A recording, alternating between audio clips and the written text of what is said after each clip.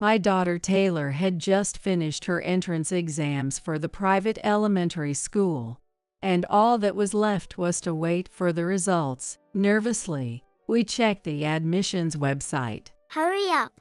Hurry up! Listening to Taylor's urging, I faced the computer screen. As I scrolled, I found Taylor's application number and name. She passed. Passed? Yes, yes, yes.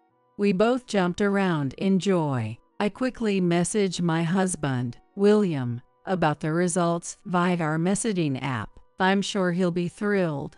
Maybe he'll leave work and come home to celebrate. I harbored a faint hope. However, he didn't say congratulations, nor did he say good job. Just got held up at work. Then I'm off on a business trip. That was the only message. I understand he's busy since he even works on holidays, but he could at least show some happiness with us at a time like this. Why settle for just business-like communication? Can't he even imagine how hard Taylor worked, stewing over these thoughts? 3 days later, William returned home in high spirits. He handed me a souvenir he was carrying, and while stroking Taylor's head, said, "Congratulations on passing. You did it." Looks like you did mess up too, Dad. Without missing a beat, Taylor pulled out several photos and scattered them in front of him. Seeing them, William turned pale and began to tremble. "My name is Karen. I'm a 40-year-old stay-at-home mom. I got married about 7 years ago, and now I live with my husband William and our daughter Taylor. When I first met William, he was a company employee, a diligent workaholic. I was drawn to his childlike innocent smile. Now William has taken over his father James's company and struggles daily as its president. He leaves home early in the morning and usually doesn't return until after midnight. Being a president is really busy, huh?" I muttered alone in the dark living room, waiting for William to come home. I used to think his job was just sitting at a desk stamping documents, but it seems that's not the case, because he's so passionate about his work. He leaves all the household chores and child-rearing to me. "I'm busy with the company, so I'll leave the house and Taylor to you." No matter what I consult him about, he ends up cutting off the conversation with those words. Of course, he does nothing even on his days off. He spends all day lounging on the sofa, playing with his smartphone, or he might be spreading out magazines and comics, taking naps throughout the day. You should play with Taylor a bit. When I said that in exasperation, William started to get angry. "I'm always tense and working hard.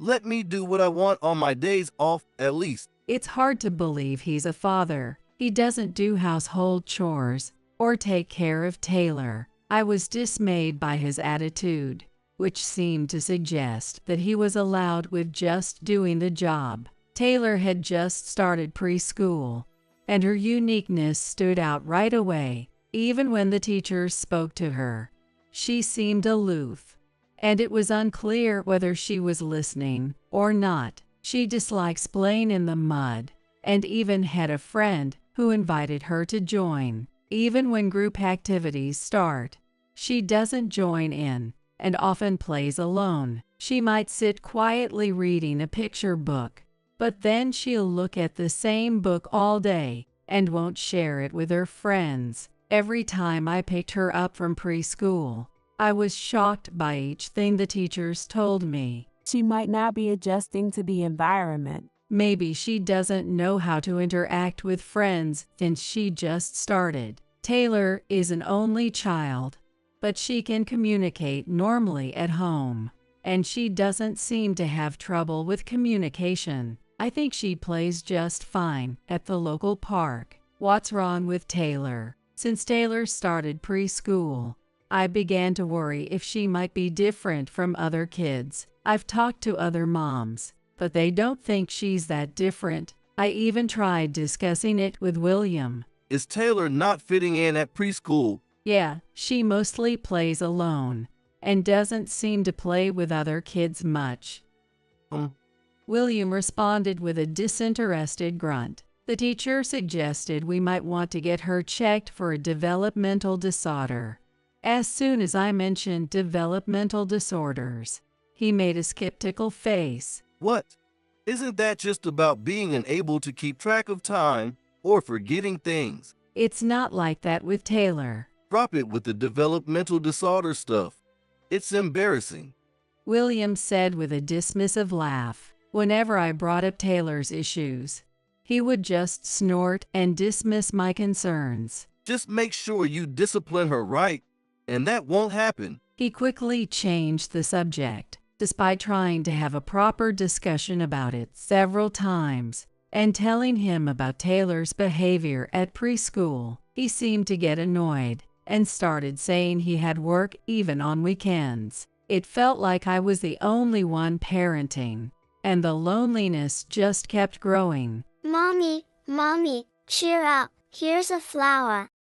On the way back from preschool, Taylor handed me a flower with a carefree laugh. The flower, firmly held in her little hand, swayed endearingly. "Thank you, Mommy's so happy." Not wanting to show her my troubled face, I hugged Taylor, even while feeling lonely. I never gave up hope. Taylor is still a child, but I decided to see her as an individual, different from myself, and not to box her into any categories. Everyone is different, with their own personalities and sensibilities. I resolved that Taylor was just a bit different from other kids. Maybe this unique sensibility is just for now, and she'll be more like others as she grows. She's only 5 after all. Things will keep changing for the better, I reassured myself in silence. Then one day, I was called in by the preschool teacher. I wonder if there was trouble with friends again. Oh well, I drove to the preschool. By now, such calls had become routine, for better or worse, and I had gotten used to them. Familiarity can be scary. I found myself excited about what I might hear this time. When I got to the school staff room, the teacher came and took me to the meeting room. As we sat down, the teacher said, "Please consider having Taylor take an IQ test." I was so surprised that I was speechless. This was an unexpected turn of events, and I couldn't quite grasp it. Does this mean Taylor isn't bright enough for that? Not that way, the teacher began. As I listened further, it turned out quite the opposite. She might be exceptionally intelligent. The teacher pulled out a drawing Taylor had made. It depicted pansies and marigolds from the garden, drawn with precise detail. Each petal and leaf vein was meticulously illustrated, with proper shading included. Despite being a black and white drawing, it was so realistic that it felt like the flowers were right there. It was not the level of a typical 5-year-old. Her memory seemed to be exceptional too. She could recall what her friends had said days ago with precision. This had caused some trouble several times. I remember now. There were instances where she made her friends cry over disputes about what was said. Furthermore, when the teachers read Taylor a new picture book, she could remember the title, author, and every word of the content after just one hearing. I know this one. When the teacher tried to read it in class, Taylor would start reciting the continuation. Can Taylor really do that? Thinking back at home, she never seemed to draw such detailed pictures or recite books. She was either watching videos on a tablet or looking through the bike magazines and comics that William left scattered around. But the teachers at the preschool, seeing my disbelief, nodded solemnly. "It might be important for Taylor's future, so please do have her take an IQ test." They strongly recommended it to me. At that moment, I was skeptical to say the least. I looked up facilities where she could take the test and found a support center nearby. I made an appointment, but looking at Taylor playing in the living room, she seemed just like any other child. But now that I think about it, something struck me. It was when Taylor was playing house at home. She had set up her dolls and stuffed animals around a little table. The conversation involved which motorcycle routes were recommended, or how scenic the South Bay was. Next time, let's go there, all four of us. Teddy Bear will be in the back. Taylor was arranging the order they would travel, saying the girls, herself, and the dolls would be in the middle. It must have been something she picked up from one of William's discarded magazines. But the conversation was eerily realistic, unlike a typical 5-year-old. There were no conversations about who was mommy or daddy, or what was for dinner. Another time, Taylor had used my laptop. I opened it to look something up, and while I stepped away for a moment, she started using it. "What are you doing?" Mom, I want to play chess. Is that okay? Peering at the screen, I saw a chess game displayed. It wasn't a children's chess program, but just the regular one installed on the computer. She was playing against the computer, and she had already moved several pieces. I wondered where she had learned to play. Can a 5-year-old really play chess? I was skeptical. You can play for a bit. I thought she would lose quickly, but she beat the computer in no time. Weak. The single word she uttered while staring sharply at the screen gave me chills. Maybe it was a fluke just this once. However, as I let her play more, she continued to beat the computer. For a 5-year-old girl, her hobbies might seem unusual. Could you be on your second life? Taylor, on the day of the IQ test, I asked her while driving to the support center. What's that? Taylor, sitting in her car seat, looked at me puzzled. She's just a 5-year-old after all, maybe just a bit smarter than her peers. I didn't want to put too much pressure on her by setting high expectations. It's nothing. You're adorable, Taylor. I wasn't too concerned about the test results. As long as Taylor could thrive with her unique abilities and sensibilities, that was enough. The test was just a first step in understanding her. Later, when I went to hear the results, I learned that she had an IQ of 130, classified as a genius. What? I was so surprised I nearly jumped out of my chair. The average IQ for children is around 100, but Taylor had far exceeded that, scoring a very high score. Looking at her innocent smiling face, I wondered what she was thinking. IQ? That's weird. Taylor laughed gleefully. If she is a genius with an IQ of 130, it explains her ability to recite books and draw detailed drawings. At that moment, I decided to have her take the private elementary school entrance exams, thinking it would be beneficial for her future. When I shared the results with her preschool teachers, they were surprised as well. Upon mentioning the private elementary school exams, they were supportive and happy for her. That day, I left with a stack of private elementary school brochures. From then on, we began days filled with studying. I found a promising tutoring, and I intended to let her prepare for the exam. We had a lot to prepare, not only for the paper tests, but for many other aspects as well. Despite it all, Taylor seemed to be enjoying herself, diligently following her tutor's enthusiastic instructions and completing her studies at home. Mom, what's next? She didn't seem to mind learning new things or applying what she had learned. More. Once Taylor learned something, she was eager for the next. Like a dry sponge soaking up water, she absorbed everything. She was not only good at drawing and using scissors and glue, but also fairly good at sports. Her weakness was cooperating with friends and reading the room, which she struggled with. Try to listen to the teacher's instructions. That's boring. The teacher is planning what to do next with everyone. Your friends are adjusting to that too. You know you can't play musical chairs if you don't understand it's happening, right? Why do we even play that game? Well, one reason is to learn how to play by the rules. Oh, really?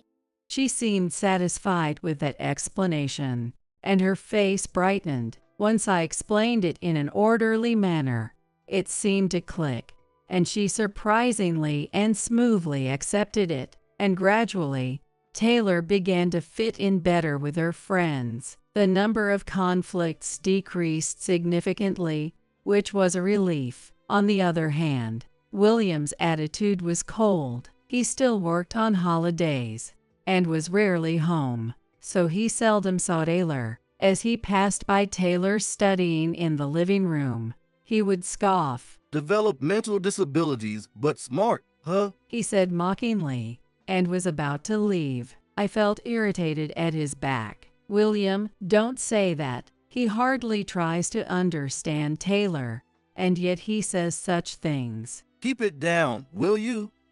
I'm tired from work, he said annoyingly, covering his ears with his hands. I mean, he chooses to work, yet complains like that. I wanted to retort, but I didn't want to argue in front of Taylor. She has a good memory. It would be inappropriate to expose her to such a petty marital dispute. The sound of the living room door closing was hollow. Does William really think only about work? This happened several times, and each time, I angrily told him to stop. Sorry, Taylor.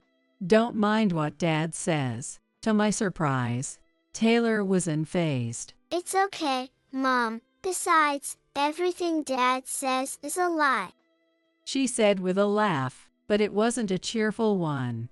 It seemed more like a mischievous grin. What does she mean by all lies? At that moment, I felt uneasy about Taylor's words, but I wouldn't understand their full meaning until much later. Several months passed. The elementary school exams were over, and all that was left was to wait for the day of the results announcement. The exams seemed to have been harder than expected, and Taylor seemed a bit unsure of herself. She must have been really tired, as she spent a lot of time just watching videos aimlessly. But within a week, she began drawing meticulous pictures on large sheets of paper. She seemed to enjoy drawing, both during and after the exams, and the number of her drawings increased rapidly day by day. Then came the day of the exam results. Nervously, I checked the results website. Mom,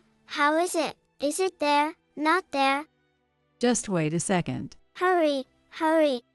Listening to Taylor's urging, I faced the screen. Then, as I scrolled down, I found Taylor's exam number and name. She passed. Congratulations, Taylor. You passed. You passed. Passed? Yes, yes, yes.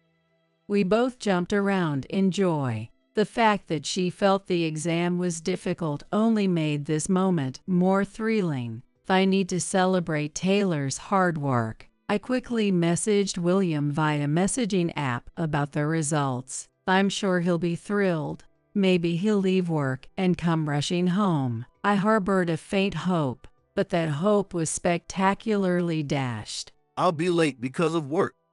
And then I'm off on a business trip. That was all his message said. No congratulations. No well done. Just a business-like communication. In that moment, I felt something snap inside me. Then I decided to put a certain plan into action. Though I was far from calm, I couldn't show it in front of Taylor. I carried the unresolved feelings, biding my time. 3 days after Taylor's results, William came home in high spirits. He entered the living room humming a tune, smiling as if his previous demeanor was just an act. He handed me a souvenir he had been carrying, and while stroking Taylor's head, said, Congratulations on passing. You did it. Dad did mess up, too, huh? Without hesitation, Taylor pulled out several photos and scattered them in front of William. The photos showed William and a young woman looking cozy together on a trip. It was a picture of William looking at the woman with a smile he had never shown me. What? This? Why? His face was lined with question marks, showing his confusion. He looked at me, pleading with his eyes, wondering how his behaviors had been discovered. But I just stared back at him coldly. I controlled the boiling rage inside and explained without raising my voice. Actually, Taylor has a photographic memory, able to remember everything she sees instantly. The preschool teacher had mentioned her exceptional memory, but it was due to this ability. During Taylor's exam preparation, William was sitting on the sofa nearby the dining table behind him, gazing text message on his phone. From her angle at the table, Taylor had seen the content of his text messages. That's why I learned about it from Taylor. She remembered the details of where and when the trip was supposed to be, and told me the next morning. Hey, Dad's going on a trip. What? He was supposed to inform me whenever he left the house on a business trip, and yet he hadn't said a word. That moment I suspected something was wrong. After realizing this, I asked Taylor for more details. Everything Dad says is a lie.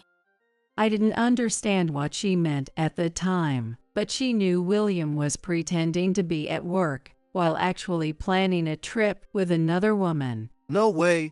This isn't some kind of comic. I've had my suspicions about you for some time. Huh? William looked stunned. I had been subtly informed about his infidelity by his parents. His father, James, has already retired from the company. However, during the conversation about old acquaintances, it seems he also heard about William. At first, I didn't want to believe it, but when I heard about it from Taylor, I contacted James right away. Why?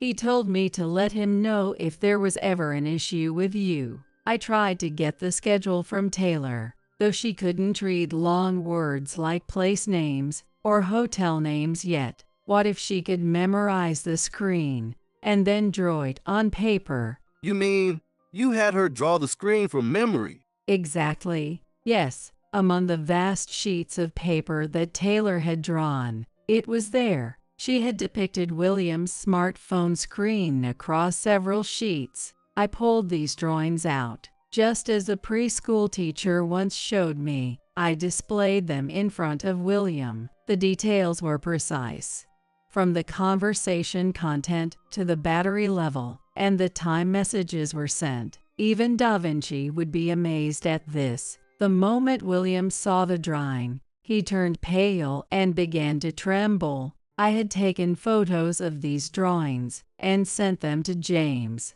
informing him of William's schedule. Then, secretly visiting the scene, James managed to capture photos of William and his mistress during their trip. With these pieces of evidence before him, William could no longer make any excuses. No, this can't be happening. This isn't possible. He stuttered, looking at Taylor standing nearby, disbelief written all over his face. He had never imagined being outsmarted by Taylor, whom he had ridiculed so much. I stepped between Taylor and him to change the subject. As for your partner, she seems to be a beautiful 27-year-old secretary.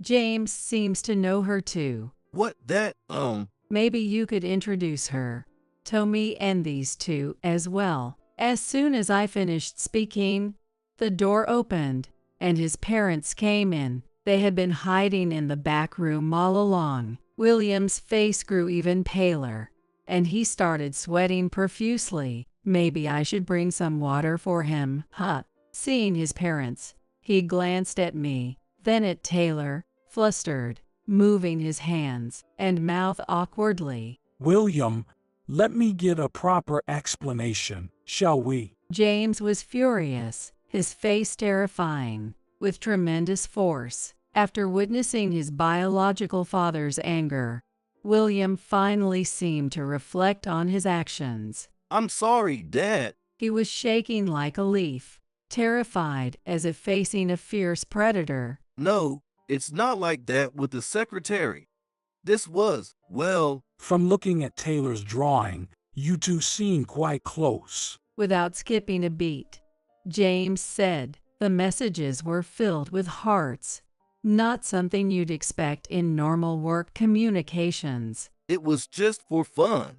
She asked me to do it, and I couldn't refuse. So, you were just doing what the secretary told you. But I thought it was necessary for smooth communication with my subordinates. What do you mean smooth communication? It was as if a thunderbolt struck him. Signaled by this, his mother took Taylor back into the room in the back. Then a fierce lecture ensued for William, lasting about 2 hours. What are you doing as a married man with a family? James shouted angrily. You neglect your family, and you cannot be trusted to lead our company. James declared, removing William from his position as president and disowning him. From now on, you are forbidden from having any involvement with our family. But that's too harsh. You should realize the gravity of what you've done. James glared at William, silencing him. From that day on,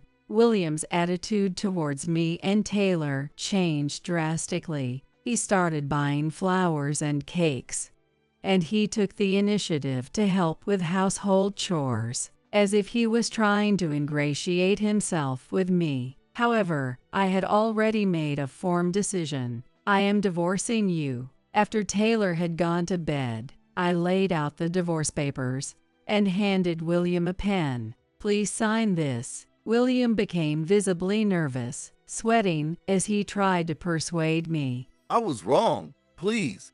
Anything but divorce. I'll find a job and work hard. I cannot agree to that. I pushed the pen back to him, urging him to sign. After hesitating, William took the pen from my hand and signed. I will also be seeking alimony and child support. Make sure you find a proper job, I stated coldly, and William slumped in defeat. Later, I heard from James that William was no longer the president and had become unemployed. He was starting to look for new employment. The beautiful secretary he had been involved with declared their breakup as soon as William resigned, seemingly losing interest without his executive title. Having lost his job, family, and the secretary, he moved into a rundown apartment. Originally, the house we lived in was owned by his parents. Thus, William was forced to pack his belongings and leave. Thinking I no longer had to hear his mocking words felt refreshingly clear.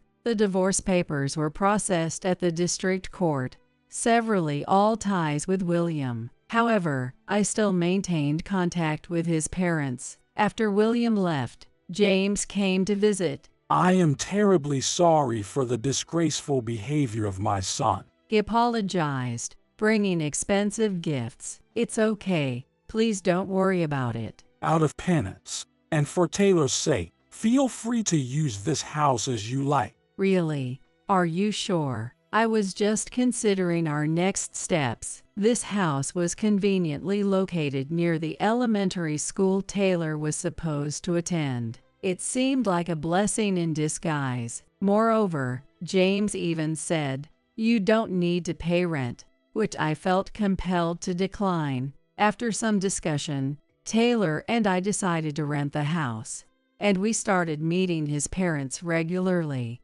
Taylor appeared to grow fond of James, always staying close to him. When she gave him a portrait for his birthday, James was so happy he cried. Taylor is now an elementary school student, attending daily with great energy. I was initially worried about how she would fit in, but when school started, Taylor seemed to feel comfortable and thrived, freely enjoying her days. Even between classes, she draws in her notebook and shows her friends. I'm going to be the next Picasso. Picasso. When you say Picasso, you're referring to one of the greatest artists of the 20th century. I'm going to art school.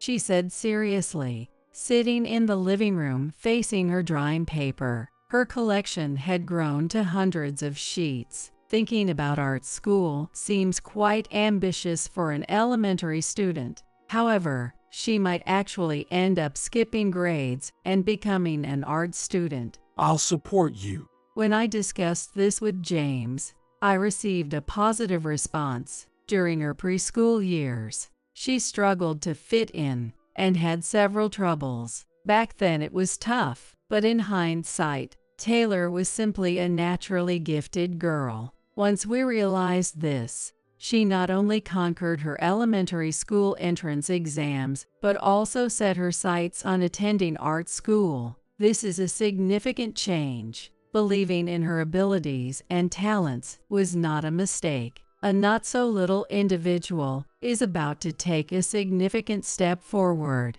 Although my contribution is small, I want to continue supporting Taylor's promising future.